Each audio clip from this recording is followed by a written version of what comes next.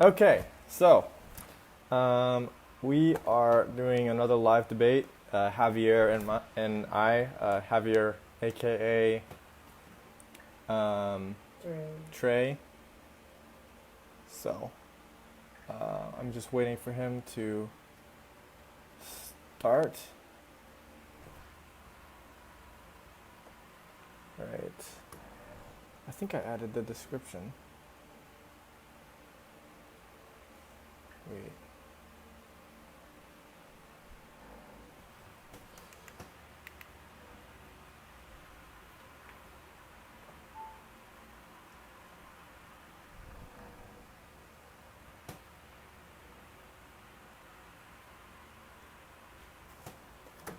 All right.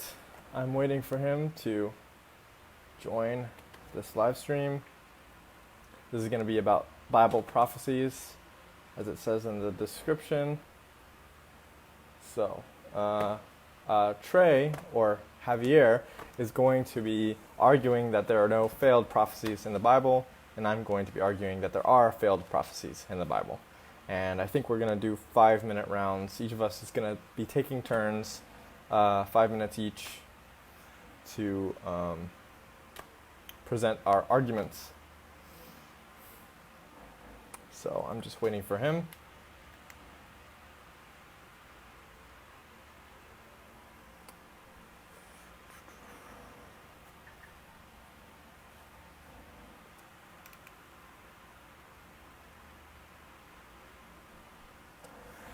All right. Where are you, Trey?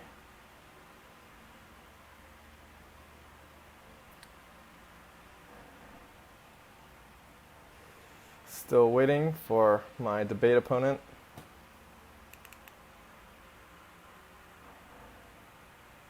I actually tagged him twice by accident. All right, so for those watching, I'm going to be debating about the prophecies in the Bible. I'm claiming that there are failed prophecies in the Bible, and Javier is going to be defending that, I assume. So, waiting for him to show up now. And we'll see how this goes. Okay, there he is. All right. So here he is. And he is adding right now.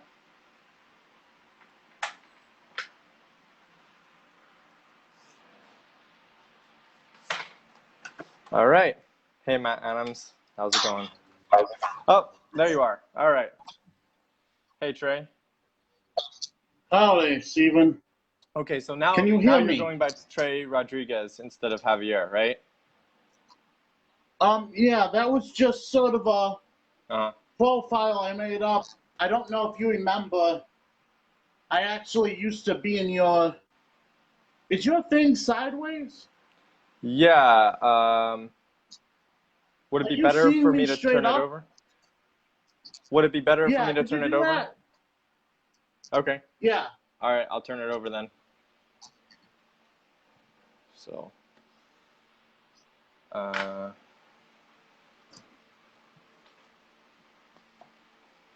okay, it's not working for some reason. I don't know why. That's all sorts of wrong. Okay. Hang on a sec. I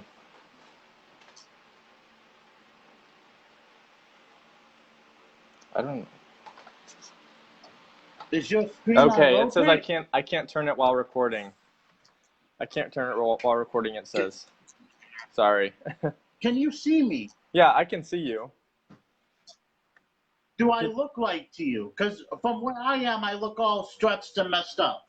No, there's no distortion that I can see. You look fine. You look the image from your end is coming across clearly to me. All right. Hold on. Okay. As long as you promise me I don't look like an idiot. I promise you don't look like an idiot. Well, we'll see. We'll see how it goes. Forgive me. Forgive. Ha ha ha ha ha ha ha ha. Forgive me. I was distracted. Okay. I figured because I ordered a whole bunch of books like authentic old books from Hitler and the Nazis. Okay. That's why I'm wearing my gloves when I talk about them. Okay.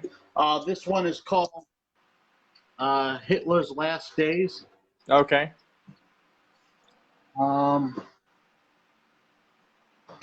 The Aftermath. And of course, I have All the right. book that everyone who wants to know Hitler must own. Okay. So are we going to start the debate? We're losing members. We're losing viewers. Oh yeah, we started 5 minutes late, didn't we? Yeah. Shit. Yeah, we were supposed to start. Sorry, there was a miscommunication. I thought that you were going. You told me something like I am start the live video, and I thought you meant I am starting the live video. So you should have put a period there. That's the importance of punctuation. All right, but now here we are. So When is actually comma? Either one. But anyway, all right, so you wanted to do 5-minute sections, right? 5-minute rounds? Like you'll do 5 minutes, then I'll do 5 minutes, then you'll do 5 minutes. Is that right? Sure. Okay. So I have this timer. You'll see Yeah, it. I have a timer on my end too. I have a timer also. So yeah. this is going to be in defense of the prophecy of Tyre. And Stephen, I actually wrote a book that's going to be published, and I wanted to say to you the very last thing that the book says. May the right man win. Regarding the prophecy of Tyre, wait a second, real quick. Regarding the prophecy of Tyre, I'm not going to be defending the claim that the prophecy against Tyre was a failed prophecy. My claim is that that's too ambiguous. I have 3 failed prophecies that I can be claiming. One of them is the Egypt prophecy that you already know about, all right? But I'm not going to be claiming that the prophecy against Tyre was failed, okay? Because I didn't claim that in the last debate either.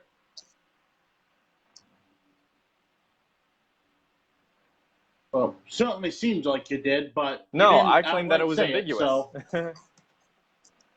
All right. Well, there's 3 failed prophecies I'm going to be claiming, and no, I'm pretty sure by that video you were arguing it failed because you said Nebuchadnezzar had to conquer Tyre. By the end, I agreed it was ambiguous because you said that the pronouns changed and stuff. All right. Well, I actually have a defense. This is what we agreed to, so let me go ahead and anyway read to you what I have prepared. I think I may be able to prove beyond a reasonable amount of doubt it is not ambiguous, and that's there's not only one ambiguous. reasonable interpretation of it. That is not, and there is only one reasonable interpretation of it. So, starting my 5 minutes. Okay. Now, the prophecy of the fall of Tyre can be found in Ezekiel 26:1 through 21. We read of Nebuchadnezzar and many nations attacking Tyre. Many nations did in fact attack Tyre. Ancient historians such as Arion of Nicodemus mentions Ardus, Biblos, and Rhodes, probably butchered those names, who attacked Tyre. The Bible mentions they will attack in waves, and this is generally thought to mean one after the other. As was prophesied, Alexander the Great, with the help of many nations, attacked Tyre. He finally conquered it by ripping down portions of it he could capture, and after securing the bridge of rubble with fishing nets, he marched his armies across, thus fulfilling Ezekiel 26:12. It is known that Alexander did not just defeat Tyre, he completely obliterated it. Edward Creasy, in 15 Decisive Battles of the World, writes, quote, Alexander did more against Tyre than Sarmezar or Nebuchadnezzar had done. Not just content with crushing her, he took care that she shall never revive, end quote. This fulfills Ezekiel 26:13. Grasping. Are you there? Oh, there was an interruption. No. Okay. Have been grasping at straws in denial. The first objection is that the prophecy says that Nebuchadnezzar will conquer Tyre. This is absurd, as we have already seen that in Ezekiel 26:3 it says many nations shall rise, not just Nebuchadnezzar, in the fight against Tyre. My opponent has argued that we should believe this is referring to the fact that Nebuchadnezzar holds an army made up of people from different lands and under his control. And the pronoun switch in verses 26:8 through 11 and verses 26:12 is just poetic. This fails for not one reason, but four. First, it's baseless. Second, that's not what pronouns are for. Third, in Ezekiel 26:7, it refers to Nebuchadnezzar's army in the singular. And fourth, I actually cross-reference this verse with every other one I could find that talks about Nebuchadnezzar in battle. And of the 7 verses I cross-referenced, not a single one refers to Nebuchadnezzar's forces as they. It always uses the pronoun he. Why is this? That is only used in the context of this prophecy. Well, if you're like me, the answer is obvious. This is the only time Nebuchadnezzar is mentioned with others. So they refers to the others. If, however, you're like my opponent and pretend to act like you don't know what pronouns are for, you can chalk this up to one of life's many great mysteries. The second objection is the prophecy. It supposedly states that Tyre shall never be rebuilt. But in 2020 AD, there is in fact a place called Tyre in the same spot. This is a failure, however, for not one but 2 reasons. The word rebuilt only appears in certain translations, so you first have to cherry pick a translation that works. However, even if I grant the translation that atheists like Onra and Rationality like to tout, if God is wrong for saying Tyre will never be built again, then you would have to tell other many historians they were wrong too, such as Edward Creasy, who I mentioned earlier. But the much more obvious explanation is that God was speaking the same way that the historians were speaking in reference to Tyre as it once was during the attack. So all Stephen has offered in the past is an objection that only works with a certain translation and an inconsistent, baseless interpretation of the text. You guys convinced yet? Yeah, neither am I. Kyle Butte, who holds a Bachelor's of Arts with a double major in the prophecy, in the Bible, and communications, says that prophecy is one of the best ways to confirm the Bible, and that the prophecy of Tyre is one of the greatest examples of this. I agree. It is time for atheists such as Rasmussen and Onwa to stop the nonsense about the prophecy failing. At the very least, admit they're wrong. I hope my opponent will do the same. And with 41 seconds to spare, I'll stop there. Okay. Should I start now? Now, yep. Okay. So my opponent is giving an argument against a claim I have not made yet. My position on the prophecy of Tyre is that it is ambiguous, and I thought I made that clear in the previous debate. When he posted about this debate, he said simply that it was about the failed prophecies of the Bible, and he said that the topics include Nebuchadnezzar in Egypt and the fall of Tyre. Well, I will be defending the claim that Nebuchadnezzar in Egypt is a failed prophecy in the Bible. So that's going to be my argument for today's debate. All right, so therefore, I will read several passages from the Bible that state very clearly that Nebuchadnezzar will conquer Egypt, which he never did in history. Stephen, I'll pause. Stephen, I thought we were going to have 5 minutes in each section, because we're also supposed to have a crossfire, remember? I mean, come on, I tried to double check this with you. Yeah, my time is, I already started my time. I've gone 47 seconds so far. All right, but we were supposed to have a 5-minute crossfire on each topic. But I thought we're gonna take turns. You're right. gonna do 5 minutes, then I'm gonna do 5 minutes. I thought that's what you meant. All right, we can do that, sure. Okay.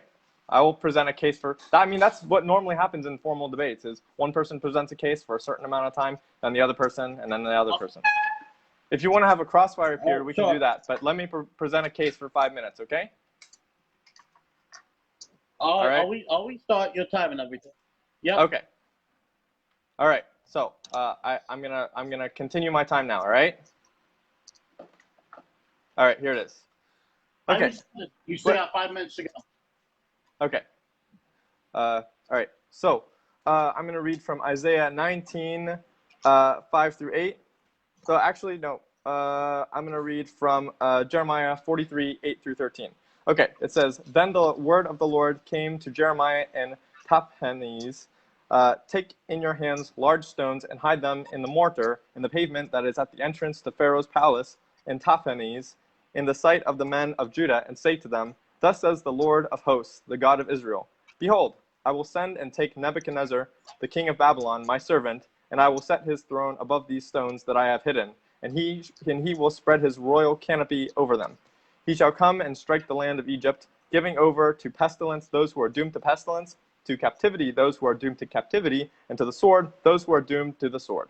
I shall kindle a fire in the temples of the gods of Egypt, and he shall burn them and carry them away captive. And he shall clean the land of Egypt as a shepherd cleans his cloak of vermin. And he shall go away from there in peace. He shall break the obelisks of Heliopolis, which is in the land of Egypt, and the temples of the gods of Egypt he shall burn with fire. So this is very clear to me that Jeremiah is claiming that Nebuchadnezzar will completely conquer Egypt and drive out the Egyptians. All right. So Ezekiel 29, 19 through 20 also says, Therefore, thus says the Lord God, Behold, I will give the land of Egypt to Nebuchadnezzar, king of Babylon, and he shall carry off its wealth and despoil it and plunder it, and it shall be the wages for his army. I have given him the land of Egypt as his payment for which he labored, because they worked for me, declares the Lord God. All right. So we have two passages, and there's actually more passages that also state that that Egypt will be completely destroyed. And but for now, I'll just stick with those two. Okay. So what actually did happen? Well, in history, we know that in 605 BC, Nebuchadnezzar defeated Egyptian forces at the Battle of Carchemish and Hamath, but this was in northern Syria, which wasn't even within Egyptian territory. Nebuchadnezzar's victory was merely inconvenient for the Egyptians, as it prevented Pharaoh Necho II from gaining control over Syria. So this was a minor victory. It wasn't even in Egypt, and it didn't significantly impact the Egyptian state. All right. So in 601 BC, Nebuchadnezzar tried to conquer the land of Egypt itself, but he failed. All right. According to encyclopedia.com, it says, and I'll quote, the stubbornly fought encounter between the Babylonian and Egyptian armies was indecisive.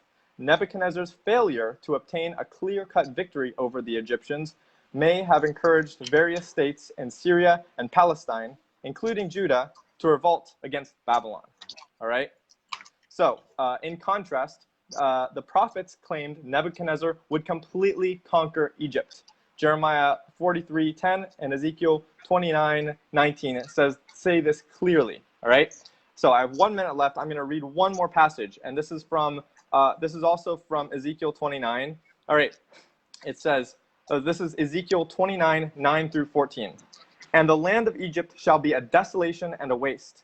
Then they will know that I am the Lord, because you said, the Nile is mine and I made it. Therefore, behold, I am against you and against your streams, and I will make the land of Egypt an utter waste and desolation, from Migdol to Syene, as far as the border of Cush.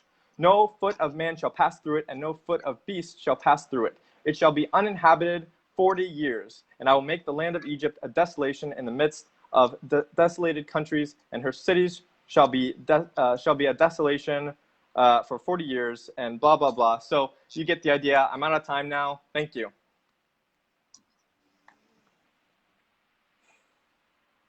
All right. See, this is why, remember when I asked you for that 10-minute thing when it came to the prophecies of Egypt? What? Do you remember when I asked you for that 10-minute period for the prophecies of Egypt? This kind of throws that off. So I'm going to take a 5-minute thing to respond to Nebuchadnezzar Okay. in Egypt. I'm not going to touch on the Nile or the Desolate yet. Okay. So, well, ladies and gentlemen, I'm not sure where my opponent is getting his sources from, but the part that damn near knocked me off my feet was the part where he said that Nebuchadnezzar's victory in the Chermis battle was minor. I cannot stress this enough. It was not minor. Nebuchadnezzar made them suffer so badly in this battle. Egypt was no longer a world power. It was no longer a dominant force. And Egypt's luck only got worse. As time went on, they became victims of the Persians as well as Alexander the Great. But as far as my opponent's interpretation of the passage, he only quoted a single verse. If you look at the entire passage, it talks about how Nebuchadnezzar was fighting Tyre. And Nebuchadnezzar did such a great, amazing job fighting so hard against Tyre and he didn't really get anything out of that. So what this means is in the exact same chapter it goes on, and it says, your wages for that, I shall give you the land of Egypt, and you shall plunder, and you shall take. And this is true historically to what we know. Nebuchadnezzar made the king of the Haiti era, hope I'm pronouncing that right, Haiti era. He made them pay him tariffs. Essentially, Egyptian forces were there. We can imagine he took things from them too. At the end of the day, this battle was by no means minor. It was pretty much game-changing. God certainly called it right, it seemed, when he said that Egypt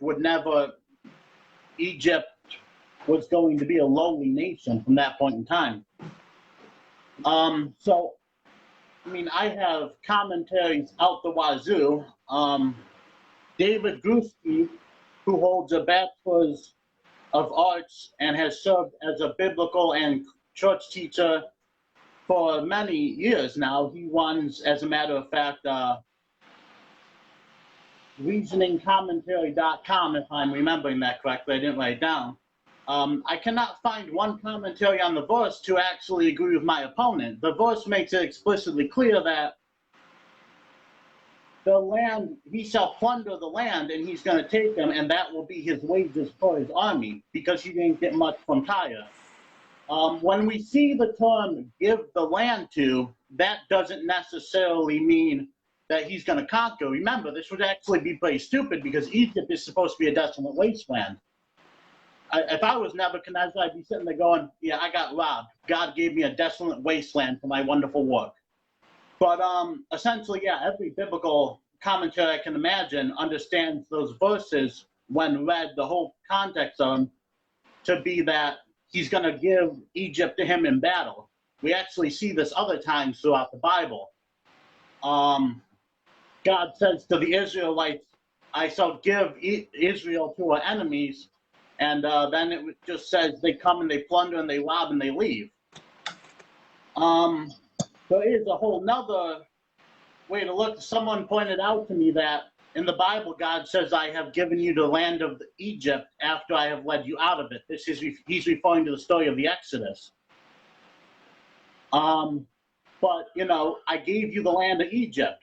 During the Exodus, God didn't give Israel the land of Egypt, although he technically kind of did, because if you know, geographically speaking, the place that he took them to in the promised land was in fact still technically a part of Egypt at the time. So when God says he's going to give the land to, that's nobody's green light to simply say, oh, this means he's going to conquer and rule. No, that especially doesn't make sense in this form of prophecy. I don't know one person who would want a desolate wasteland for their reward. But essentially, yeah, I can provide commentary after commentary that's how these verses ought to be understood. Again, let me stress, this was no minor defeat. Nebuchadnezzar really humbled, and remember, that's the whole point of this prophecy. Egypt is going to be humbled. There's actually a mockery point where it says, why has your calf not stood? Why has your God not saved you? God's trying to show the Israelites, the Egypts, that their God isn't worth jack.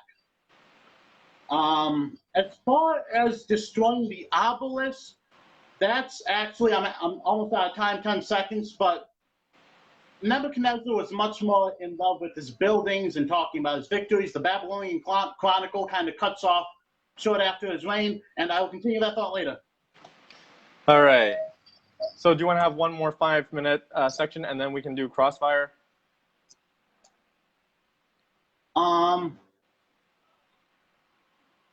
Um, I, I would like this next Or do 5 minute section to be on the.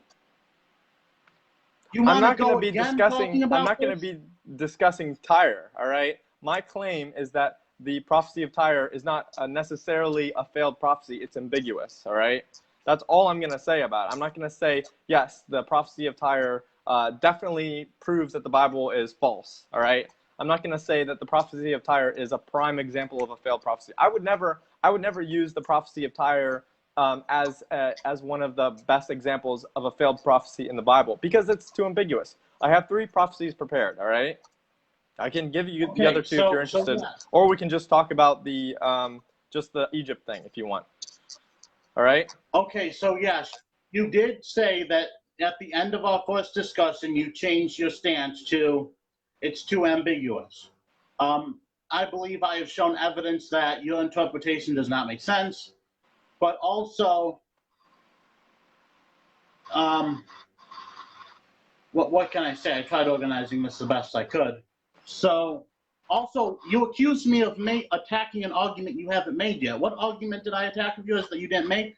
That Because I I believe claim that my the exact prophecy of quote. Tyre was a failed prophecy because I didn't say that. I didn't make that claim in this debate, and I didn't even make that claim I in never. the previous debate either. Yes, you did. You just admitted that you changed your stance in the middle of it. No, I didn't actually change my stance because if you'll watch our previous debate, I never made the claim that the prophecy of Tyre is a prime example of a clear failed prophecy in the Bible. Okay, here's what I'm claiming. Stephen, I think what? I feel I should remind you you are being recorded. In the beginning Yeah. of this debate, you admitted that in our first discussion, you changed your stance. That it was No, just too ambiguous. I It's didn't not fair. change my stance. No, I didn't change my stance. I Not agreed at the end that it's ambiguous. Okay, I agreed at the end that it's ambiguous. yes. So therefore, I'm not going to claim that the prophecy against Tyre is a failed prophecy. Okay, I'm not going to defend that position because I think that it's too ambiguous. Okay. Okay, so again, what argument of yours did I attack? Because I have the script right here. All I said was what he has offered in the past. I never said you did anything during this debate. Yeah, you're addressing an argument I have not made, and I'm not making in No, this I'm debate. addressing an We're talking argument about you this made debate. in We're not talking about the past. previous debate. In the I previous said debate, all we my were. opponent has. Go ahead. Yes, in the past. I'm not trying to strawman you. I In the didn't say past, you're you have trying to made that. strawman me. In the past, all my Okay. opponent has offered is this objection. I'm talking about the past. Not Yeah. saying you did anything in this debate. Yeah, because in the previous debate, you were claiming that the prophecy against Tyre, is an example of a succeeded prophecy in the Bible. And I was arguing against that, all right? And eventually, I reached an agreement with you that, well, I thought that I had reached an agreement with you that it was ambiguous, okay? Because the thing is, it seems like the only claim that you can stand by is that this is predicting that Tyre will be defeated by somebody eventually. That seems like the only claim that you can actually make about that prophecy, saying that it succeeded. Well, I also argue for the way that it happened.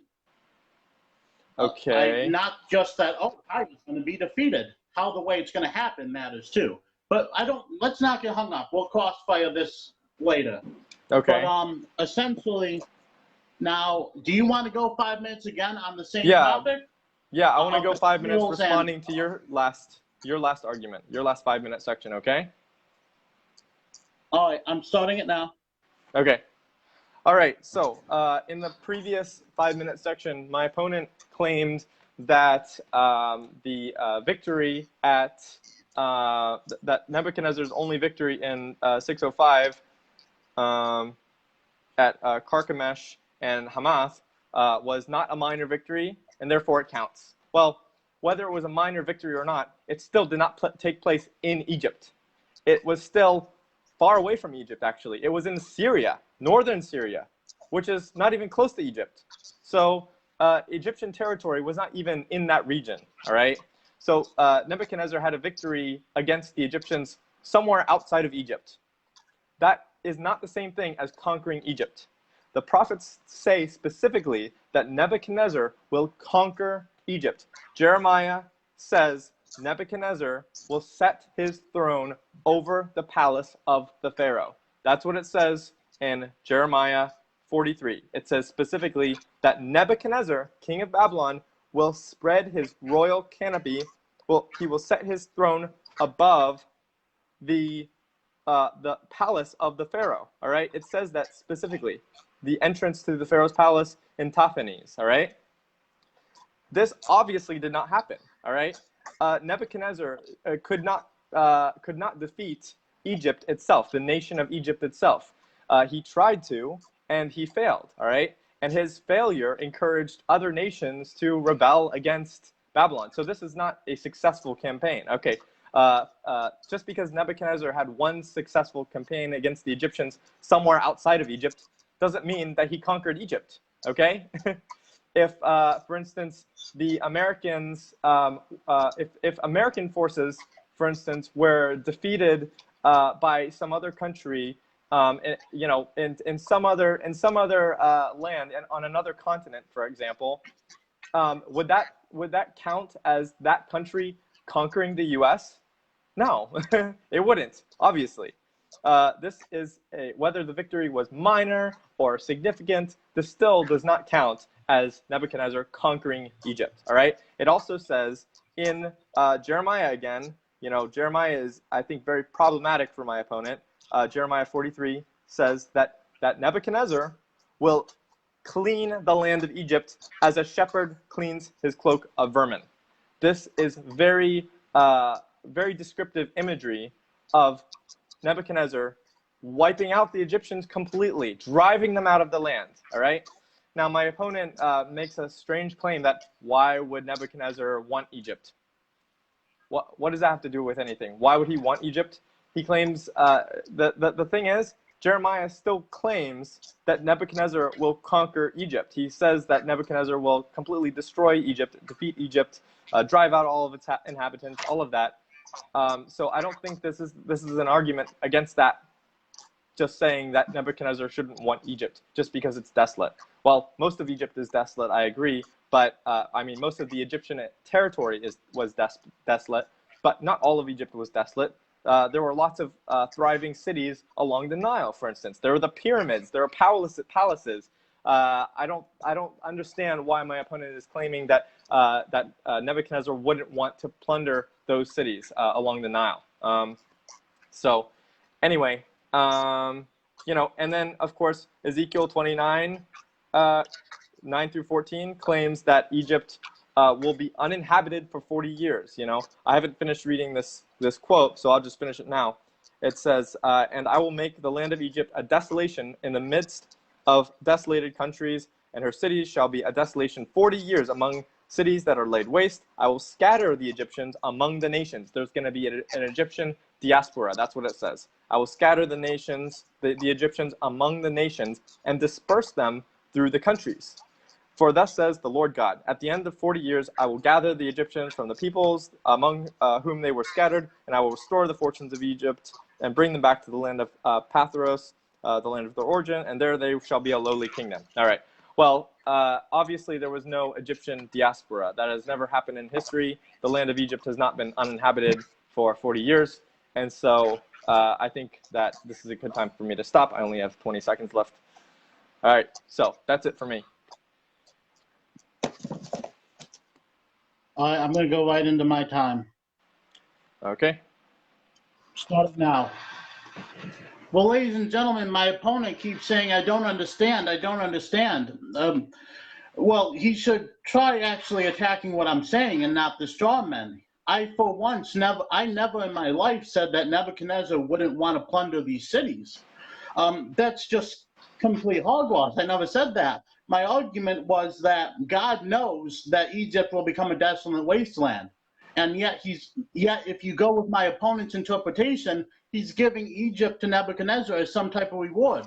And I was just saying, well, that's a real crappy reward, a desolate wasteland. Never once said he wouldn't want to plunder these cities. I'm not sure where my opponent's pulling that out of. However, as far as the exile, like I said, the Babylonian Chronicle actually stops. It is our best way of knowing about Nebuchadnezzar, and yet it stops approximately 30 years before the end of his reign. What did Nebuchadnezzar do during those 30 years of his reign? We don't know. However, there is recorded history of him actually performing the scattering of the Egypts. Josephus quotes Borsu, another historian from his book, the third book of the Chaldaic history. Nebuchadnezzar is said to have expelled the captive Jews, the Phoenicians, the Syrians, and the food of the Egyptian nation, and have committed them to other nations. Right off the bat, every atheist's favorite thing to do with Josephus is say unreliable because some sort of his works have been tampered with. However, I'll beat my opponent to the punchline here. That's just because one of his works were tampered with doesn't mean we discredit all of them now. We have textual criticisms to see which has been inserted by later Christians. For example, if you're writing this in, say, Rome, the Roman Empire, and copies of your work go everywhere else, interpoles or things that were inserted into your work are not going to show up in other copies of your work. So that's how we know what was put in there and what we have good reason to believe. However, my opponent brings up the, let's get to the Nile drying up. Scientists have, in fact, upon dating the teeth of Egyptian mummified remains, they have, in fact, recorded that around the certain time that this was all said to take place, about the 500-ish, latest early 600-ish BC, there was an instance of exceptional severe drought. Now, we already know that the Nile River had a habit of, drying up to some extent. The riverbanks and some of the rivers connected to it would go down, and Egypt seems to suffer this pattern of, well, if the Nile goes down, Egypt goes down because we can't do very good. It's absolutely amazing. There's no historical record of this, and my opponent would probably argue, well, if this happened, there should be, and I would absolutely agree. This is huge. But if Egypt was desolate at the time, yeah, that would explain it. And plus, we have science. And I don't think, being an atheist, my opponent's going to abandon science. They, in fact, have found by these mummified remains, there was not just a drought. This is not any old drought. This was a severe instance of drought in which they described the environment as being arid. If you know what the word arid, I hope I'm pronouncing that right, if you know what the word arid means, that means that an environment is so dry of water, it cannot sustain life for plants or animals or humans. They have come to that conclusion based upon these mummified remains. Having said that, we know the Nile did tend to dry up every now and again, and it would go down, and rivers would be drained. However, unfortunately, this one instant of such severe drought where the environment became arid, that's probably the part where the Nile dried up, if not all the way. It dried up to the point where the Egyptians couldn't live there anymore. And whether or not you want to say Nebuchadnezzar is the one that drove them out, or they had to leave due to the loss of water that would not permit them to live there, well, that's up to your own discretion. We know Egyptians relied on papyrus and reeds, and due to the water shortage, that could be some reason, or maybe Nebuchadnezzar had already scattered them. That would make sense. But essentially, this has been scientifically proven, and my time's up. Yeah, your time's up. All right. So can you, real quick, can you tell me where in Josephus you get that reference? Can you tell me what the reference is from? Real quick, so I can look it up. Because I provided references for my verses that I quoted. Oh yeah. Go ahead and he quotes. I'm going to spell it for you. Okay. E-E-R. Which book, first of all? Which book, first of all? Well, the third book of his Chaldalic history. Chaldalic is spelled Wait, Josephus? Chaldelic. T-H... Wait. Say that again. T-H-E-L? Josephus. Chaldelic. History. The third book of Chaldalic history, written by Beauchor, and Josephus quotes him in that work. Oh, okay. Chaldalic history. Okay. And okay, so this is a different work that Josephus is quoting. He's quoting, yes. Can you tell me where he quotes this? Which book does Josephus quote this in? Does he quote it in Jewish Antiquities? I don't have the source. You can probably Google it. Okay. So what's the author of this work? Chaldalic history? Who's the author? The third book of Chaldalic history was written by Beauchor. To spell that, B-E-R-O-S-U-E. O-S-U-E? Wait, B-E-R-O-S-U-E? Is that what you said? Yeah. Okay. I'm not interested in hearing any of your rebuttal. I'm going to save that for your 5-minute period. I don't want to argue during this. I'll simply take this time to provide my sources. I actually don't. I'm not getting any results for this for some reason. Okay. Well, I'll look that up later, I guess. It's kind of hard to argue history from someone who studied history, isn't it? What? We both studied history. It's kind of hard to argue. Are you implying that I haven't studied history? You study? What? I'm saying that compared to me, your history knowledge is nothing. Yeah, wow, I just threw that out there. All right. So you study history. You're a very humble opponent. Okay. Oh, Stephen, you fired first. Don't be that way. How did I fire You're first? You're fired first and fired hard. What? Because you said you don't look. Because remember in the beginning of the debate, you said you don't look stupid. Wait, we'll see. All right. Yeah, I said we'll see. I said we'll see. I didn't say you do look stupid. I said we'll see. All right. Well, anyway, so I'm going to start my time now. Okay. Well, now my turn. What? No, it's my turn. It's my turn. You just went. You were timing me on me asking you for a reference? No. That was not my argument. You just went, and I asked you for a reference that you didn't provide. I'm sorry. All right. Yeah, you're right. I forgot you just went. But okay. So are you going to be arguing? What are you going to be arguing? I'm arguing against your last argument. Okay, 5 minutes. Go for it, starting now. Okay. So my opponent argued about the Nile drying up. I don't know anything about that. I'll have to look that up later, so I won't be responding to that here. But I actually I don't think I ever claimed in this debate that the Nile didn't dry up. I don't think I actually addressed that. What I did address, however, was that there was never an Egyptian diaspora, meaning the Egyptians were not driven out of their land. They weren't spread out through the other nations. My opponent quoted a source, apparently, that Josephus quotes, saying that Nebuchadnezzar did drive out some of the Egyptians, I guess, or I don't know what the source says because I don't have it right now. But I think it's clear that Nebuchadnezzar did not drive out all the Egyptians, as the prophets claim, all right? If he had driven out all the Egyptians, he would have conquered Egypt. That would have effectively made him, put him in control of Egypt. And obviously that did not occur.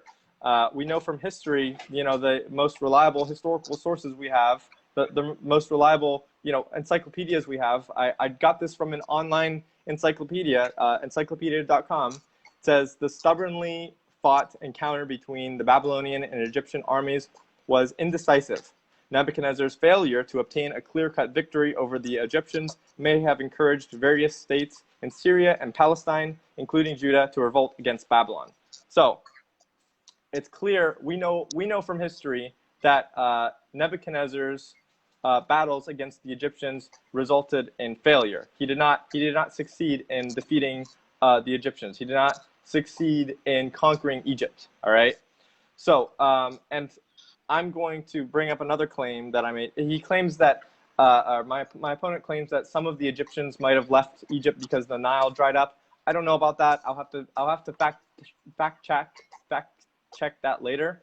But obviously, not all of the Egyptians left Egypt. In fact, not most of them even, because otherwise Nebuchadnezzar would have been able to just go in there and take over everything. And that clearly did not happen. So I'm going to, again, point to what Jeremiah 43 says. And my opponent has not addressed this at all. He has not even mentioned this. He has not responded to this at all. Isaiah 43 claims that Nebuchadnezzar, the king of Babylon, will set his throne over the palace of the Pharaoh. He claims that, Jeremiah claims that in chapter 43 of his prophetic book, all right? And obviously, that illustrates a complete defeat of the Egyptians. If Nebuchadnezzar set his throne on the Pharaoh's palace, and obviously that did not occur.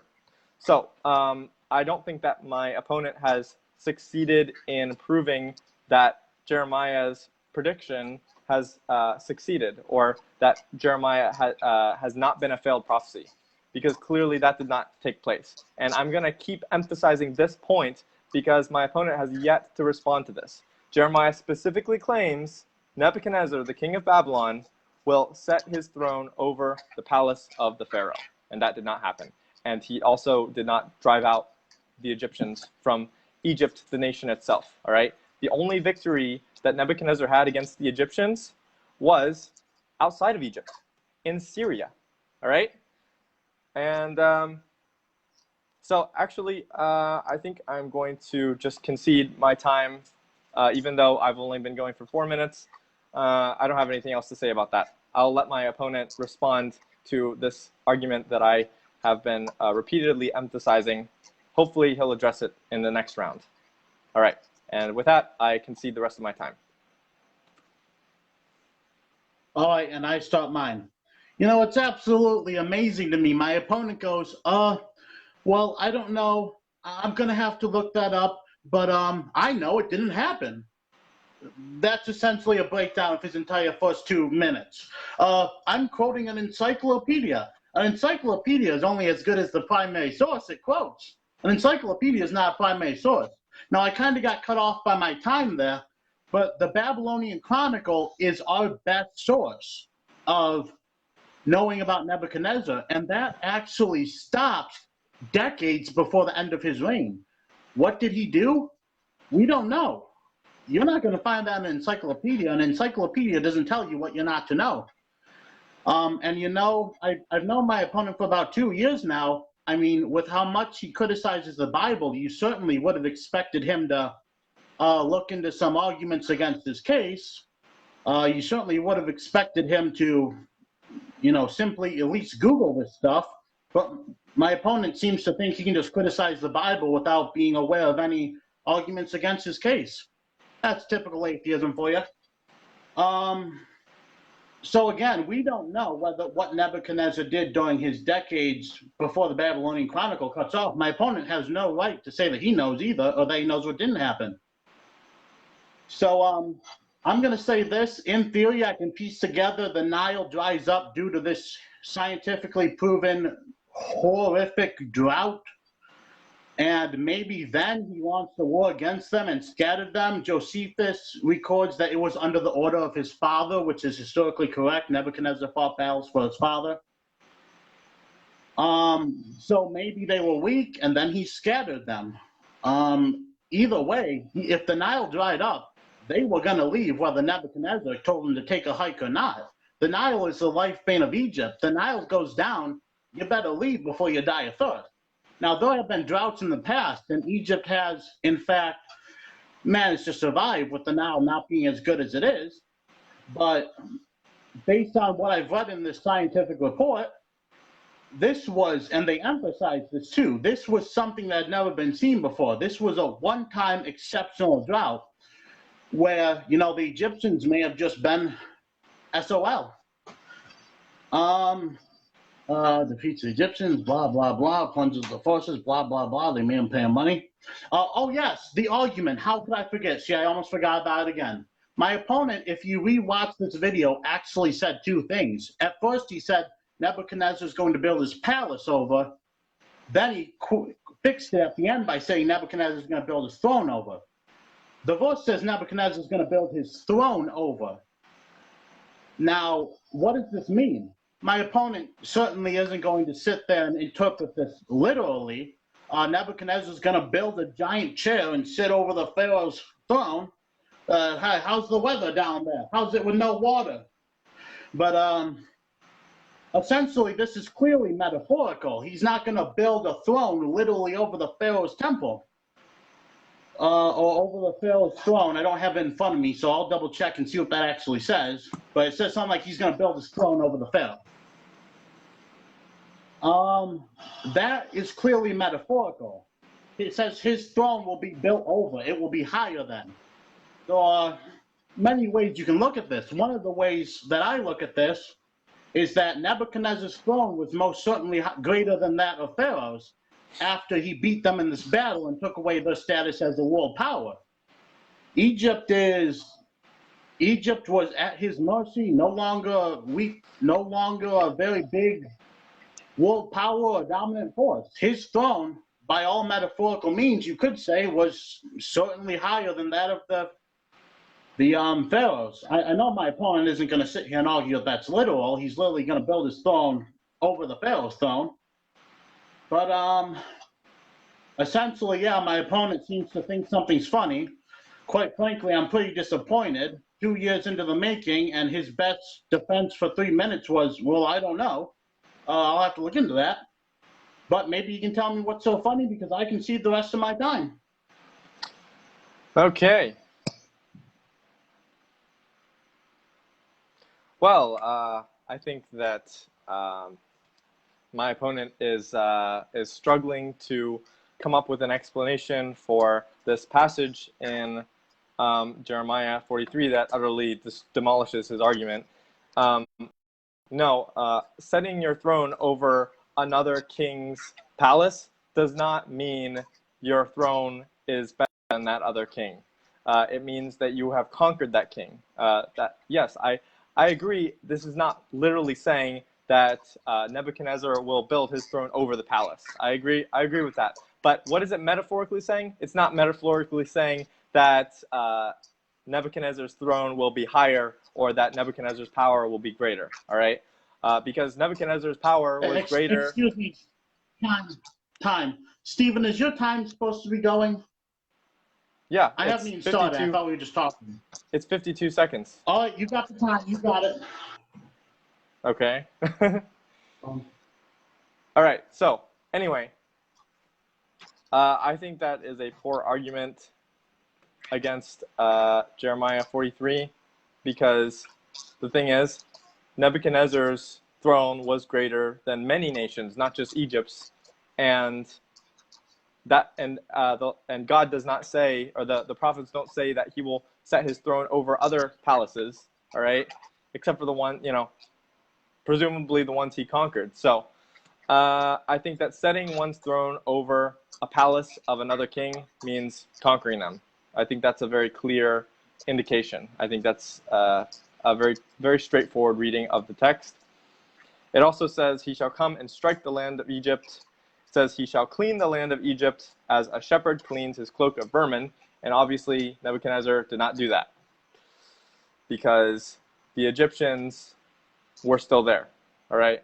And my opponent is appealing to the possibility that we might not have records of a time when the Egyptians were out of the land of Egypt.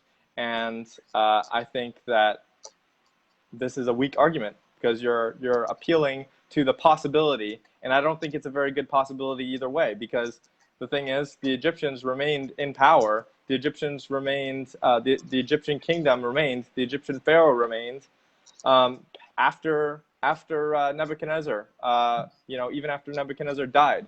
So if Nebuchadnezzar was able to defeat the Egyptians or scatter the Egyptians, that would have been recorded in history. That would have been recorded somewhere in history. And it would have been clear that there was a break in power between before Nebuchadnezzar and after Nebuchadnezzar. So I really don't have anything else to say about that, except I think that my opponent's arguments are very weak, and that he's appealing to ambiguity and uncertain historical records. But it's very clear from history that the Babylonians did not did not conquer the land of Egypt. So anyway, that's it. That's it for me. All right. I'm going to start my 5 minutes now. Okay. Actually, can we move on to a different topic? Because I think that we've exhausted this one pretty much. I think that we're just going to, at this point, we're just going to be repeating the same stuff, You think my arguments are weak. I think your arguments are weak. So we're just going to be, right, do you want to move on to a different prophecy? Because I have 2 others that we can get to. Yeah, we're supposed to be doing the defense of Matthew and the number of Exodus. The defense of Matthew. As was previous. The prophecy where come on, we set this up in advance. I didn't hide nothing from you. Okay. Defense of Matthew 16:28. None of you shall taste test that one. Okay. So I might polish up may spend 30 seconds on it, but this is mostly going to be in the defense of Matthew. Can I use my remaining 2 minutes to give an argument so that you can respond to that argument? I thought, sure, go for it. All right, I'll just do this for 2 minutes, okay? All right, are you ready? Sure. All right, my time starts now. What? No. Okay, 2 minutes. All right. So, this time I'm going to bring up another failed prophecy. This time from the New Testament. Okay. So, I'm going to be arguing from Matthew and Mark. All right. Matthew 16:27 through 28 says some of his disciples. Jesus is speaking here, and Jesus says some of his disciples. Stephen. What? Go on. I couldn't hear you for a second. Oh, okay. All right. Can you hear me now? Yeah, I heard you. You came back. Okay. All right. So Jesus says some of his disciples will not taste death until they see the Son of Man coming in his kingdom. And right after that, he says what he means by right before that, he explains what he means by the Son of Man coming in his kingdom. He means that the Son of Man is going to come with his angels in the glory of his Father, and then he will repay each person according to what he has done. So I think this is a clear reference to the end times, the coming of the kingdom of God, the judgment day, basically, the apocalypse, all right? So Matthew 16:27 talks about the apocalypse. 28 says, none of his disciples will taste death until this happens. All right, Matthew 24:34 and Mark 13:30 both say, this generation will not pass away until all these things take place. And what are these things that he says will take place? In the context, right before this, he talks about the tribulation and the coming of the Son of Man. It is very clear when he says all these things take place, he's talking about the tribulation and the coming of the Son of Man. And he says this generation, meaning the people who are living at that time, he says this generation will not pass away until the tribulation happens, until the Son of Man comes in the kingdom. So that's my argument. That's my next failed prophecy argument. And with that, my time is up, basically. All right, well, ladies and gentlemen, my opponent, very disappointed. My opponent is essentially trying to say that I'm appealing to possibilities, ambiguous historical records. No. My opponent is simply ignorant on the topic. He does not get to mistake ignorance for my fault. It is not my fault he did not look into this and study into this. I'm not appealing to any vague records. These are out there. Go look them up yourself. That's all I'm going to say on that. In defense of Matthew 16:28, atheists have often pointed to this, Matthew 18:28, as a failed prophecy. Therefore, it describes the Bible. However, when we cross-reference this with other passages, that's the same thing. There is an obvious other explanation. My opponent first started off by saying that in our last, excuse me, I don't want him to misunderstand what I'm saying. In our last discussion, he said something like, there is no Christian that thinks this doesn't apply to the end times. That is straight up false, as a couple bit of seconds on Bible Hub with commentary from Christian scholars, they will in fact tell you that this appeals to the time of the Transfiguration, which, depending upon which gospel you're looking at, is when Jesus takes his followers up onto a mountain and all of a sudden the clouds part, Jesus is transformed before their very eyes, Moses and Elijah are there, and God speaks to them and they fall down in fear and they begin to worship him. Mark, when we cross-reference this with Mark simply says, you will see the kingdom come with power. Luke says that you shall not die till you see the kingdom of God. Only in Matthew do we see this being associated with the end times. My opponent brought up something about Mark. I'd like him to repeat that. I didn't catch that. But we see this quote throughout the Gospels, but the only time where we see this is in in Matthew, when it is said to apply to the end times, or at least appear that way. It is my belief that one or two things happen here. Mark, being a tax collector, if you look at his Gospels, it is organized as per not canonical event, it is organized as per subject matter. You go to one part of his Gospel, you see it organized in relating to this topic. He did, in fact, include it in the topic of end-time prophecy. It is my personal belief that Matthew was just wrong. Matthew probably did think that this was referring to the end times. He probably did think, he probably misunderstood. It's possible. The whole thing of why we have more than one gospel is that eventually Luke and Mark come along, and if you read the Gospels, there's nothing about them. The end times, again, my opponent brought something up. I didn't quite catch that. That's the part where I think I may have lost him for a second. But essentially, as far as I know, when we cross-reference this quote with other Gospels, it just seems to be him saying it. It says, you will not pass before you see the kingdom of God. You will not pass before you see the power of the kingdom of God. And there are some people who think this is responding to the Pentecostal, which is where they say that Jesus says his kingdom shall be established. And this in fact did happen when I don't understand it. Excuse me, I don't want to argue in that defense. I don't even get it. But my belief is this is referring to the Transfiguration. They saw the kingdom of God, they saw the power, they fell down in fear, and they worshipped upon hearing God say, this is my son who I am very pleased with. You look up biblical commentary on this from biblical scholars, this is what they have to say. I think Mark was just wrong. He made a whoopsie in his recording. Kind of like how Mark records the Lord's Prayer as forgive us our debtors as we forgive us our debts as we forgive our debtors. But if Stephen remembers, I actually argued that for the author of Matthew's Gospel actually was a tax collector. But, every gospel records things differently, but they all seem to align. You probably heard atheists talk about quote-unquote contradictions. Maybe we'll do that discussion another time. But essentially, yeah, that's it. Time up. All right. So my time starts now. Okay. So my opponent really surprised me. He really threw me a curveball. And that curveball was to admit defeat, basically, to say, okay, yeah, Matthew wrote something wrong. Matthew got it wrong.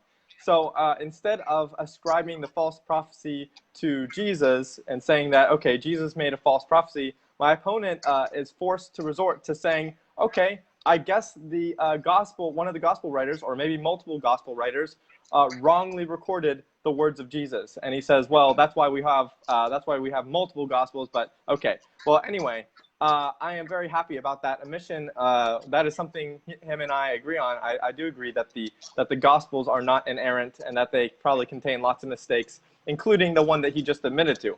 So, but he also claims that or he seems to imply that other Gospels might correct this error, like for instance the parallel passages in Mark and Luke.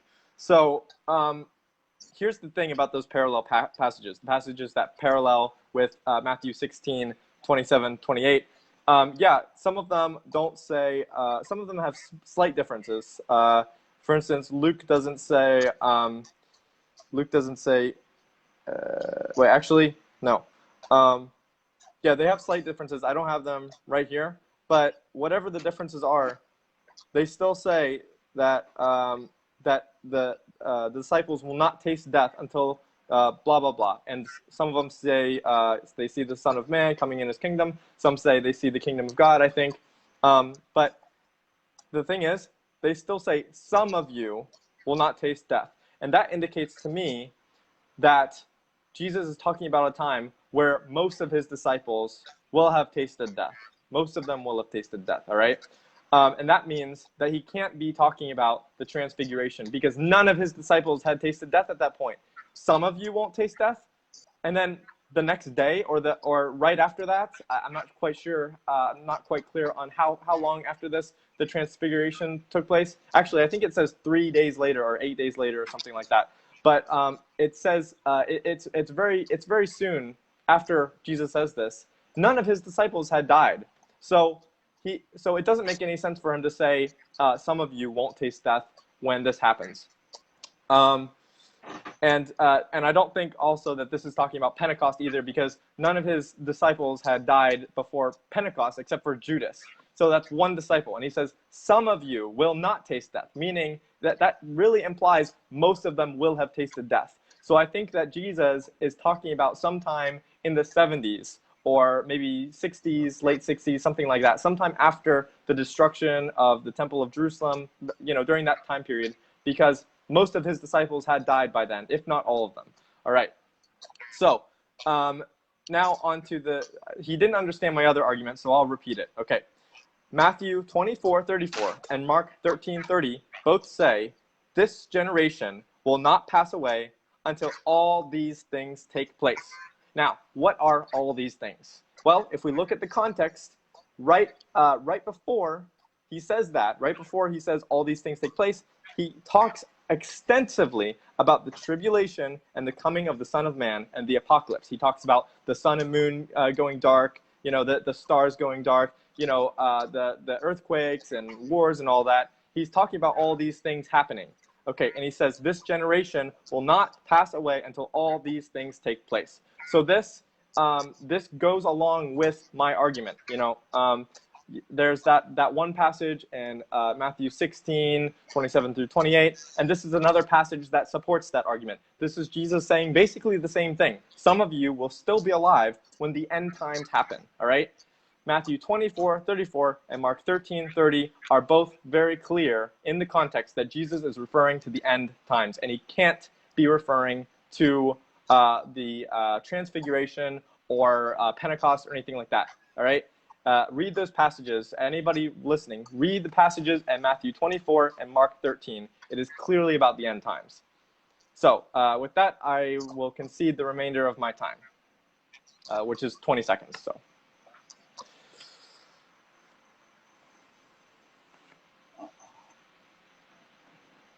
Oh, by the way, real quick, how long do you want to go for? How long do you want this to go on for? Do you want to set an end time?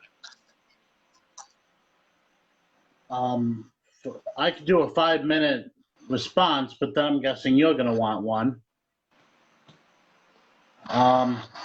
We could go one more round on this, and then I want to get to the Exodus. Okay, so you want to talk about the historicity of the Exodus? I thought we were just debating prophecies here. Stephen, I went through this with you. You agreed to this. Don't make me snap screenshot stuff. Okay, you posted in this group, you said, ladies and gentlemen, Christians and atheists alike, in approximately 24 hours, blah, blah, blah.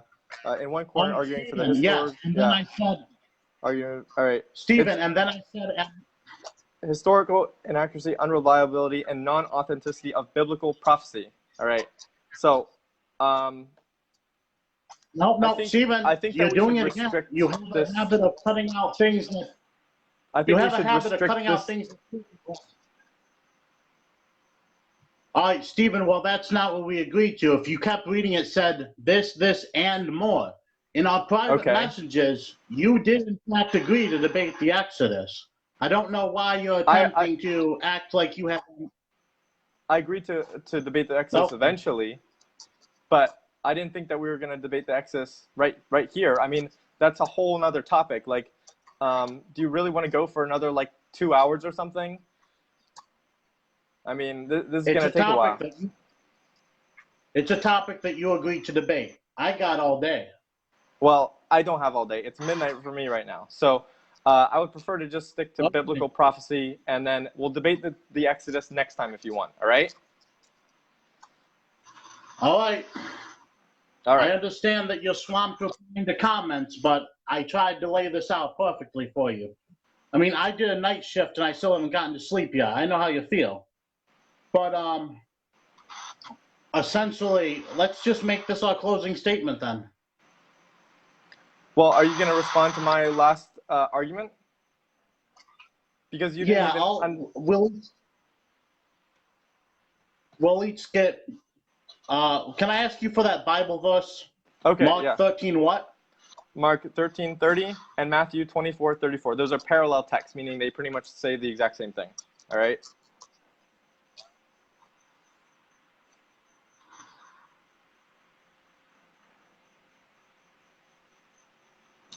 Okay. Yeah, I'll respond. I'll fit it in. If I want to make this my closing statement, Okay. I'll squeeze it in there. Okay. Closing statement doesn't have to be anything anyways. All right, so hold on. Let me start my time. All right, starting now. Well, my opponents, well, my friends, it seems as though my opponent has finally managed to catch me with my pants down. I do not know this verse, and I started off this by saying I wrote a book, and in the book I wrote, it says if you don't know about it, don't talk about it. I wish my opponent would follow this advice when it comes to the Bible, and when it comes to history. But essentially, I will take my own advice and I will say I don't know about this Mark passage, so I'm not going to pretend to know. I know there are other defenses out there, but I got Mark 9:1 and a verse from Luke. That's all I caught up on, which, bears a striking resemblance. Essentially, at the end of the day, I prepared a whole nother portion, but I guess there was some miscommunication despite my best efforts to be clear. My opponent attempted to say that he attempted to, I believe, present it as some kind of a victory and say that I admitted the Gospels contained errors. This debate, if it has proven anything, it's that my opponent doesn't know half what he pretends to. The Gospels are eyewitness accounts. Nobody in any relevant field of study has ever said that they matched up perfectly. If they matched up perfectly, there is no need to have multiple ones. Essentially, though, the little minor things, and I do believe until I look, and I will maybe say something about this Mark verse, Mark 13:30, I will look into that, and essentially, anyone who knows the Gospels knows that eyewitness accounts, sometimes, one person says there was one demon, the other says there was two. Yeah, they may disagree, but essentially, what does that matter? The main story stays consistent among all of them. And we have a little thing with Matthew. I think Matthew was mistaken. He clearly seemed to present this as if this was he thought this was going to happen in his lifetime. But the Jews, historians agree, the Jews actually thought a whole bunch of wrong stuff. The Jews thought that Jesus was this warlord and that he was going to come and establish a new kingdom. When that one dude cut the ear off of the guy coming to arrest Jesus, he thought he was delivering the first blow of some revolution. This is all some pretty basic 101 biblical stuff. Essentially, I'll simply say that thank you for this debate, Stephen. It truly has been an honor. Wish it could have been more productive. Would have liked to discuss to you about the Exodus, but I'll let you study up on that stuff so you can actually know half of what you have been criticizing. And with that, I'm going to resign the rest of my time. Okay. All right, so I'm going to do my closing statement. All right, so Trey said he gave this quote saying, if you don't know it, don't talk about it. And I totally agree with that, and I accept that. He needs time to study up on the arguments that I gave. But, however, I wish that he had been a little bit more understanding when I basically asked for the same thing. I had not heard of the argument about the Nile drying up, and he criticized me for it because I wasn't going to respond to it because I didn't know about it. And I think that he should apply the same standard to both himself and me. So I will look into the Nile drying up, and I will look into the claims he made about Josephus quotes somebody who says Nebuchadnezzar drove out some of the inhabitants of Egypt or something like that. I'll look into those arguments, and I guess Trey will look into the verses that I brought up. So I think that regarding the failed prophecy of the Old Testament predicting that Egypt would be defeated or completely conquered by Nebuchadnezzar, I don't think Trey has given an adequate argument against this. I think that his argument is based on weak interpretation of Jeremiah 43, and that the straightforward reading is that Nebuchadnezzar would absolutely conquer Egypt completely and defeat the Pharaoh. So, also in regards to the other failed prophecy that I brought up in the New Testament, where Jesus says that some will not taste death before I come, Trey simply, I don't think he really even gave an argument against that. He just kind of said that Matthew made a mistake and that some of the other gospel writers will clear that up. And he's claiming that it refers to the